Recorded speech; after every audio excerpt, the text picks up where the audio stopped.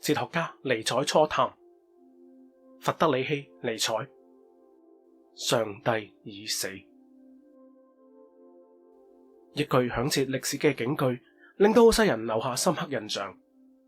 但係又有多少人明白佢口中所講嘅上帝已死所帶嚟嘅一切價值重估嘅決心同埋意義？尼采1844年10月15日出生於普魯士嘅古典語言學家同埋哲學家。5歲嘅時候，佢嘅父親去世。喺新教嘅牧師世家長大嘅佢，大學時代學習神學，後嚟轉移學習語言學。才華洋溢嘅佢，25歲就成為咗語言學教授。去到1869年移居瑞士嘅巴塞爾之後，佢主動放棄普魯士嘅國籍，此後終生成為無國籍人士。但係當普魯士戰爭爆發之後，佢仲係自願加入咗普魯士軍隊，擔任軍隊入面嘅醫護人員，並因此感染上嚴重嘅痢疾同埋白喉。尼采35歲嘅時候辭職，開始遊走歐洲大陸嘅不同國家，進行寫作同埋養病嘅孤獨生活，直到10年後出現精神症狀嘅疾病為止。喺56歲嘅時候喺德國威爾馬逝世。長期以嚟，人們一直懷疑梅毒對尼采嘅健康狀況同埋精神障礙嘅影響。然而近年越來越多嘅研究者開始對此作出質疑，並指出其他疾病可能會導致佢嘅精神錯亂，例如遺傳性嘅腦中風等等。後世通過對佢嘅醫療檔案進行評估，得出咗結論：尼采嘅精神障礙可能係由其他疾病引起嘅。尼采嘅著作風格獨特，佢常常以小說、自述、短文、警語、散文、詩歌或者係假託創作嘅好似查拉圖斯特拉如是說咁嘅詩歌等多種形式嚟到表達佢嘅思想。此外，佢經常使用格語同埋隱喻等簡潔嘅表達方式嚟到闡述佢嘅哲學觀點。呢一種論述嘅方式同傳統嘅哲學家大不相同，但同時亦都被好事之徒評價佢為文學家而非哲學家。尼采喺年輕嘅時候受到叔本華哲學嘅深刻印象影響，但係後嚟擺脫咗叔本華嘅悲觀主義思想，亦即係叔本華認為人類嘅生命係充滿痛苦同埋悲哀嘅，而呢啲痛苦同埋悲哀係嚟自於我哋對生命嘅渴望同埋對自我存在嘅認識。尼采同時認為蘇格拉底係希臘文學墮落嘅開始，因為喺尼采睇嚟，呢啲所謂嘅哲學家根本係否定咗生命嘅意義，忽略咗生命嘅豐富真實，而僅僅喺度沉思。尼采嘅哲學思想被稱為尼采主義。尼采嘅哲學唔會好似學院哲學家咁着重觀念嘅推演證明，佢唔關心呢個世界是否存在，佢更加關心嘅係生命。佢嘅理論核心係對人類嘅存在探索同埋反思，並且對既有嘅文化傳統多所批判，致力於尋求人類嘅新文化同埋人生嘅新價值。尼采嘅思想對現代哲學同埋文化產生咗深遠嘅影響，並且被視為現代主義同埋後現代主義嘅先驅之一。佢關於超人、權力意志同埋永恆回歸嘅概念，引起咗好多後世人對佢嘅解釋同埋討論。尼采亦質疑何謂一般真理同埋真理嘅價值。佢認為真理並非係一個價值本身，而係價值嘅產物。佢認為人們對真理嘅追求係出於對生命本身嘅渴望同埋對權力嘅追求，而並非對真理本身嘅追求。尼采認為每個人都有自己嘅真理觀同埋價值觀，呢啲觀點係基於個人嘅經驗同埋背景而形成嘅，因此唔存在絕對嘅真理。此亦引申到尼采其後所講嘅主人價值觀同埋奴隸價值觀。尼采主張人們應該自主創造佢哋自己嘅價值觀同埋真理觀，從而自我實現同埋對權力嘅增強。好多尼采嘅哲學思想都帶有批判性嘅風格，包括對宗教、道德、哲學、科學同埋藝術等領域嘅嚴厲批判，並且一再攻擊基督教同埋基督教嘅道德，以及柏拉圖主義嘅形而上學。尼采嘅學說成日被後世人批評係缺乏一套建設性嘅系統。而尼采自己亦都曾經表示，佢唔認為哲學本身可以建構出一套思想嘅體系。喺佢嘅著作《善惡嘅彼岸》嘅序章指出，好多以教條原則建構哲學體系嘅思想家，往往只不過係帶有普遍嘅偏見，例如生命同埋靈魂嘅概念等等。不過尼采亦有一啲帶有建設性色彩嘅概念，例如之後會講嘅超人說、永恆輪迴等等。而佢嘅重心就係，尼采認為超人係人類同埋個人可以靠自己嘅力量達成嘅目標。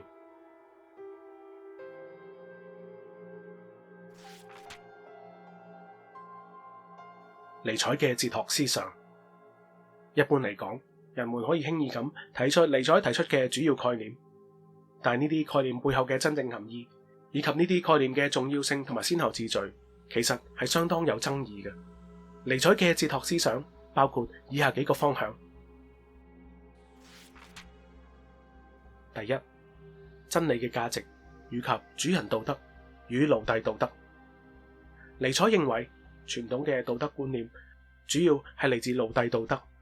亦即係由被支配同埋被剝削嘅人所創作嘅道德觀念。佢哋嘅道德觀念強調嘅係自我克制、義務同埋服從。反之，主人道德就係由擁有權力同埋自由嘅人所創造嘅道德觀念。佢哋嘅道德觀念係嚟自對生命嘅讚美，而奴隸道德嘅道德觀念則嚟自對前者嘅憤恨。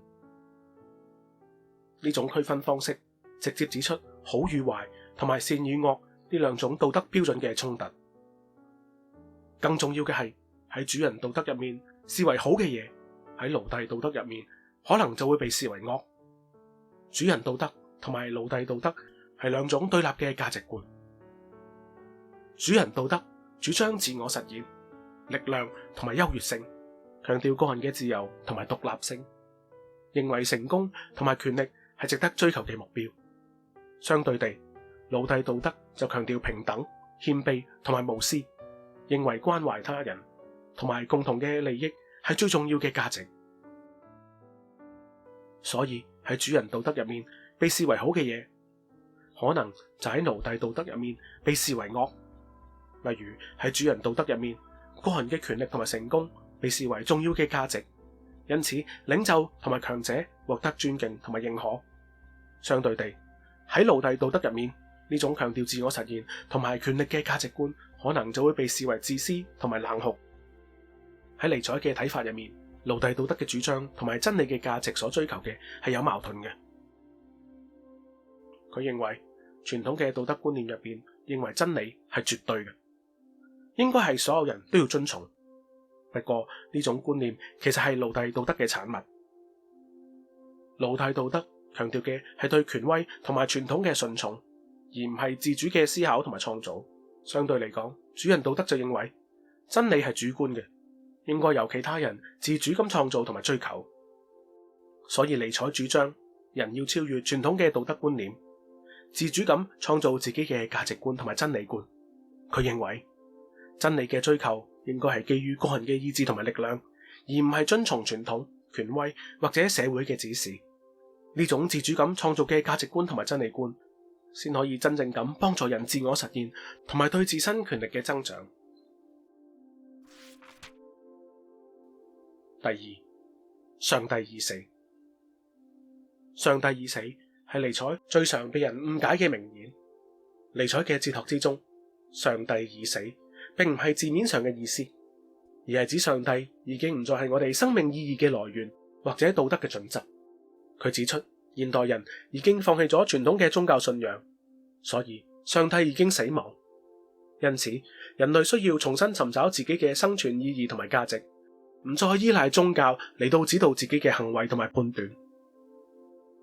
上帝之死所帶嚟嘅崩解，亦都係虛無主義嘅開端。呢種虛無主義令到尼采嘗試去揾出重新評價人類基本價值嘅方法。重新評價人類基本價值嘅方法，亦即係比基督教嘅價值更加深入嘅宇宙觀。尼采相信，人類放棄對上帝嘅信仰之後，依然可以揾到正面嘅可能性，去尋找新嘅價值觀同埋生命嘅方式。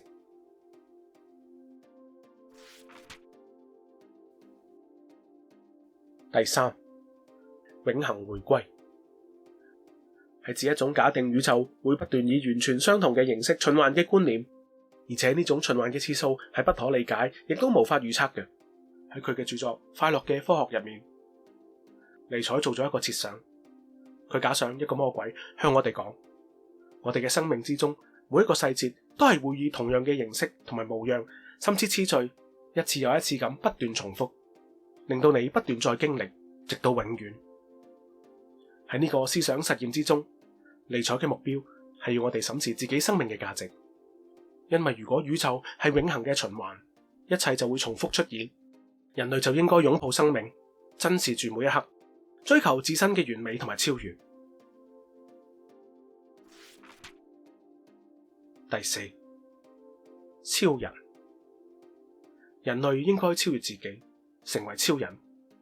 通過自我嘅超越同埋自我嘅創造嚟到實現自己嘅價值同埋意義，充分發揮自己嘅潛能。所謂嘅超人概念所指嘅係一種完美嘅人類形態，超越咗前面講傳統嘅道德同埋文化嘅觀念，更加係具有高層次嘅自由同埋創造力。喺尼采嘅哲學體系之中，超人係一種新嘅價值觀同埋生命方式嘅代表，係人類嘅進化同埋超越嘅象徵。尼采認為傳統嘅道德同埋文化觀念係對個體自由嘅壓迫同埋限制，只有通過超人同埋超越嘅呢個觀念，先至能夠實現自己嘅自由同埋創造力。而超人就係一種更高層次嘅自我，佢具有自我創造嘅力量同埋能力，能夠不斷咁超越自己，創造出更加美好同埋完美嘅生命。第五，權力意志。尼采認為世界上最基本嘅力量係意志，人類嘅行為同埋思想都受到意志嘅影響，因此人類應該追求權力同埋支配，實現自己嘅意志同埋力量。雖然權力呢個詞語通常應用於人與人之間嘅政治同埋經濟關係，但係尼采就將佢放喺心理層面去展述，強調人嘅權力感同埋自我實現嘅意願。喺尼采嘅著作《快樂嘅科學》之中，佢指出咗人類要傷害或者做一啲有利於他人嘅事情，係一種施展權力於他人身上嘅表現。但係其實我哋終究要做嘅唔係想傷害他人或者對其他人有利，而只係想彰顯自己嘅權力感。咁樣就表明咗尼采將權力意志應用於解釋人嘅生理同埋心理活動。喺尼采嘅晚年著作《Will to Power》權力意志之中，將權力意志同人嘅心理同埋生理嘅活動結連起嚟。尼采認為人應該追求權力同埋支配，實現自己嘅意志同埋力量。對於呢個概念嘅解讀，有啲人將佢解讀為尼采支持政治上嘅獨裁同埋強權主義，但係其實尼采所關注嘅係人嘅精神層面，並唔係喺度呼籲人們去操縱其他人，或者係要迫使其他人從屬於自己嘅權力。因此，權力意志係尼采哲學中最重要嘅一個概念。佢強調人嘅意志所帶嚟嘅力量，並且鼓勵人們嘅自我實現同埋超越。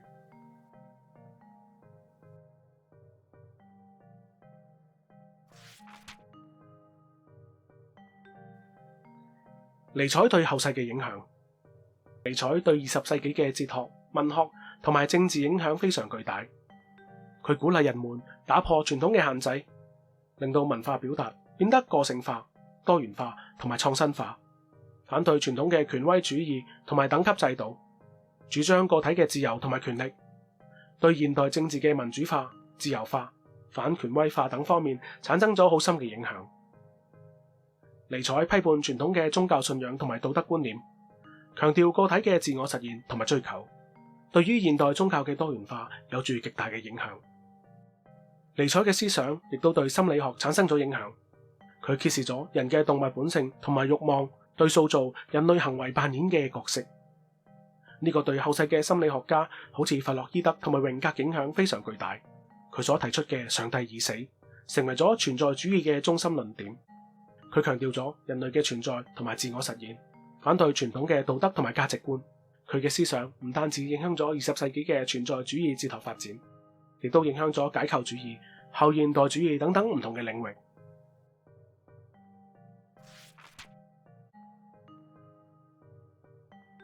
尼采嘅重要著作《悲劇的誕生》。尼采喺1872年出版佢嘅第一本書《悲劇的誕生》，源於音樂的靈魂。喺1886年就改以《悲劇的誕生》、希臘文化同埋悲觀主義為名重新出版。第二版嘅內容包括序言、自我批判嘅嘗試，當中尼采對佢呢本早期嘅作品做咗一啲評論同埋檢討。從啟蒙時期傳統中認為古希臘文明屬於高貴、單純、優雅而宏偉嘅睇法唔同，尼采將古希臘文明描述為兩種獨特派系嘅不斷鬥爭，分別係太陽神阿波羅派系同埋酒神狄俄尼索斯派系。阿波羅係屬於原則上嘅個人主義，帶住其優雅、冷靜以及對於外表美觀嘅重視，人們得以立刻將佢同自身樸實嘅自然界區隔開嚟。而狄俄尼索斯則代表咗酒醉、非理性同埋非人性。尼采喺呢度亦都顯示咗佢受到叔本華提出非理性嘅成分主導咗人類創造力嘅概念所影響。尼采描述喺蘇格拉底之後，阿波羅派系點樣支配咗西方嘅文明同埋思想，並且提出以華格納為代表嘅德國浪漫主義作為復興狄俄尼索斯派系嘅可能性，以挽救歐洲嘅文化。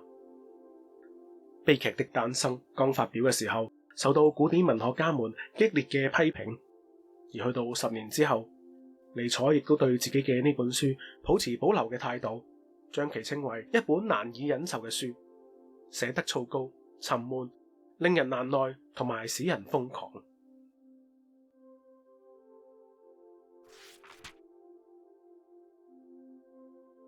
1882年，快樂的科學。快樂的科學係尼采中期作品入面最龐大而且又最完整嘅一本書。呢本書嘅寫作風格獨特，充滿激情同埋批判精神嘅書籍。尼采喺書入面用咗好多詩歌同埋隱喻嚟到表達佢嘅思想，並且繼續使用格言呢個風格嚟到寫作。呢個亦都係呢本書最為獨特嘅地方之一。呢本書嘅主題係頌揚生命嘅快樂，並且將美學嘅樂趣以輕鬆嘅哲學風格帶入生命之中，探討人類嘅存在意義同埋價值觀。佢認為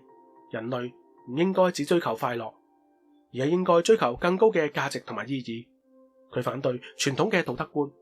認為人們應該擺脫傳統嘅價值觀束縛，並且自由咁發展自己嘅性格同埋才能。喺呢本書入面，尼采提出咗永恆輪迴嘅理論作為例子，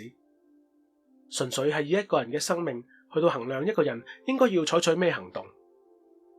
呢個同基督教主張死後嘅生命，亦即係人可以犧牲當前嘅肉體慾望，以換取長久嘅心靈平安喜樂唔同。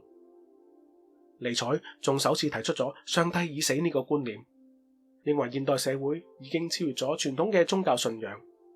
人類需要自己去尋找生命嘅意義同埋價值觀。佢強調個人嘅自由同埋創造力嘅重要，認為人類需要不斷咁挑戰自己嘅極限同埋境界，先至能夠達到更高嘅境界同埋更高嘅存在方式。上帝已死嘅呢句說話，解釋咗千年以嚟西方嘅理性、宗教傳統同埋信仰嘅超感性世界嘅破滅，代表住尼采試圖以自然主義嘅美學取代宗教傳統嘅概念。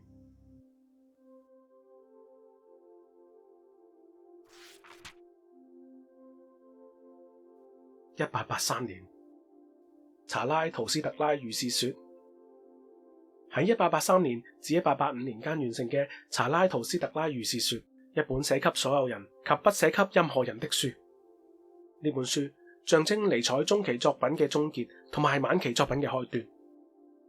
查拉圖斯特拉如是說》係以寓言嘅形式講述虛構嘅主角查拉圖斯特拉嘅思想同埋經歷。尼采喺呢本書入面提出咗好多哲學嘅思想，其中最重要嘅係超人思想。佢認為人類需要超越自身，創造出更高級嘅人類，亦即係超人。超人係具備強大嘅意志力同埋創造力，能夠自我完善同埋超越自我嘅。認為現代社會已經超越咗傳統嘅宗教信仰，人類需要自己去尋找生命嘅意義同埋價值。佢仲強調咗慾望嘅力量同埋自我超越嘅重要性，認為人類需要不斷咁去挑戰自己嘅極限同埋境界，先至能夠達到更高嘅境界同埋更高嘅存在方式。查拉圖斯特拉如是說嘅寫作方式相當獨特，尼采使用咗哲學小說嘅形式，以自然現象為修辭手段，解釋同埋探討各種哲學問題。主角查拉圖斯特拉通過演講同埋旅程，描述咗佢嘅哲學觀點同埋思考，並且通過各種聽眾嘅反應，對佢嘅哲學進行批判同埋反思。呢種模糊又矛盾嘅本質，令到呢本書喺當時嘅哲學界唔受到學者嘅重視。但係呢本充滿思考同埋啟發嘅哲學著作，其後對於現代人嘅生活同埋價值觀嘅概念具有重要嘅啟示。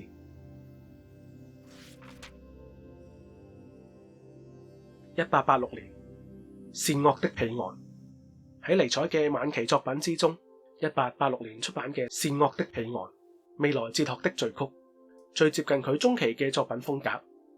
喺呢本書入面，尼采定義咗真正嘅哲學應該具備嘅條件，呢啲條件就係想象力、自我主張、危險同埋創意，以及價值嘅創造。喺呢度觸發咗尼采質疑咗一啲哲學傳統上嘅重要假設，例如好多哲學流派經常使用自我意識、知識、真理以及自由意志等概念。尼采批評呢啲傳統概念嘅存在係冇足夠嘅證據，佢改而提出咗力量意志 The Will to Power 嚟到解釋人類嘅行為。尼采喺書中提出佢對生命嘅觀點，並且認為嗰個係超越善與惡嘅，否定咗人類世上存在住一套普世嘅道德。喺知名嘅主人道德同埋奴隸道德入邊，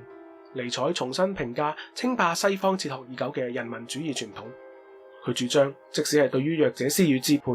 佔有甚至傷害，亦都唔見得有任何人有資格可以指責。而尼采喺呢本書入面就貫徹咗道德相對主義同埋觀點主義嘅論點。1887年，道德譜系學。道德譜系學係由3篇專文構成。呢本書係尼采進入混亂嘅1888年之前最後嘅著作，每篇專文都專注於討論道德概念嘅發展同埋傳統。尼采嘗試證明，當代嘅道德觀最初起源根本係冇半點道德嘅根據，殘酷嘅權力鬥爭先至係形塑道德嘅主要角色。同佢嘅其他作品相比，呢本書喺寫作嘅形式同埋論調上都較為傾向於哲學論述嘅風格，亦都因此呢本書成為咗哲學界對尼采思想分析嘅主要來源。3篇專文嘅第一篇，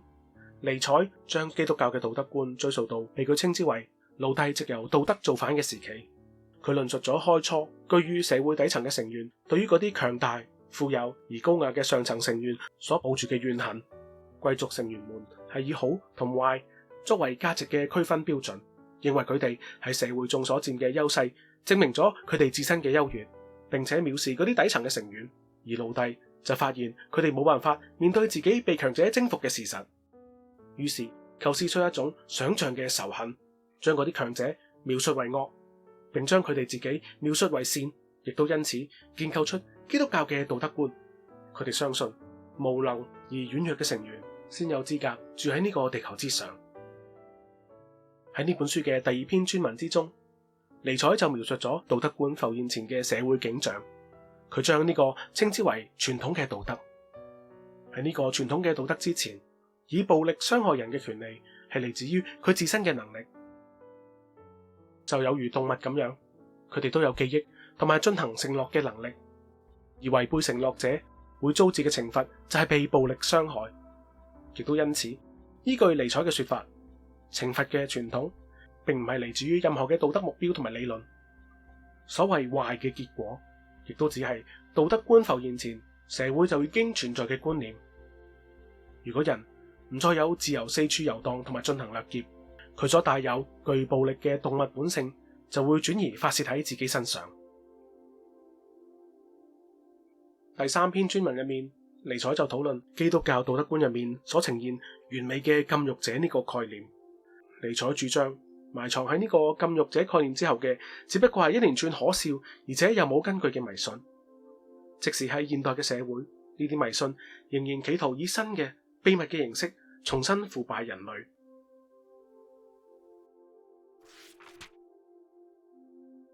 1888年，反基督。反基督對基督教的詛咒。呢本書係尼采知名又有爭議嘅作品。喺呢本書入面，尼采對基督教嘅道德觀進行咗一個論戰式嘅批判攻勢，對基督教本身進行咗揭露同埋批評。佢亦因為呢本書被視為反基督教嘅狂熱者。喺呢本書入面，尼采整合咗自己之前對基督教嘅各種批評，但係呢次就改用諷刺嘅寫作風格，表達佢對基督教倫理之中奴隸道德點樣腐敗高尚嘅古羅馬道德嘅厭惡同埋憎恨。佢列舉咗基督教中嘅一啲成分，例如福音書、保羅、殉教者、神父同埋十字軍，認為呢啲都係之前所講嘅奴隸道德之中嘅冤痕。佢認為基督教企圖鼓吹軟弱同唔健康嘅價值觀，犧牲咗原本古羅馬強壯嘅道德。